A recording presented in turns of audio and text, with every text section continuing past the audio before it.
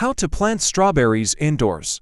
Plant strawberries indoors in any season to keep them away from the cold and to give yourself a year-round supply of fresh, tasty fruit.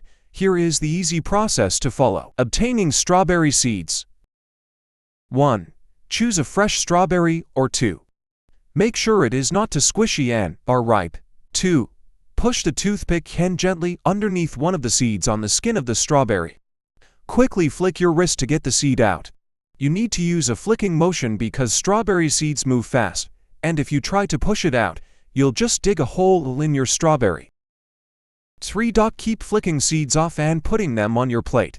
Collect as many as you think you'll need, but a good amount is around 20 to 30 seeds to ensure that at least one takes.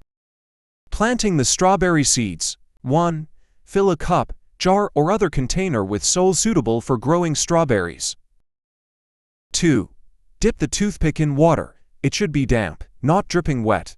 Take the tip of the toothpick and poke a couple of your seeds. They should stick onto the toothpick without falling off. 3. Once about 5 to 7 seeds have stuck to the toothpick, hold the toothpick over the soil-filled cup. Flick the top of the toothpick, not the seeds, with your middle or forefinger. The strawberry seeds should fall off and scatter into the cup. Do not push the seeds down. 4. Repeat several times until all of the seeds are in the soil-filled cup or container. 1. Fill a cup of water a third of the way. Add 2/3 hydrogen peroxide. 2. Stir the mixture. Dip the toothpick in this solution. Then drip some of the solution over the seeds. This will help them grow, as hydrogen peroxide is a natural oxidizer. Note: you do not need to do this every day. Every other day is fine until the seeds have sprouted.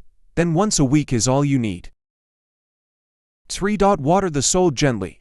Don't overdo the watering, or the seeds will drown and can turn moldy.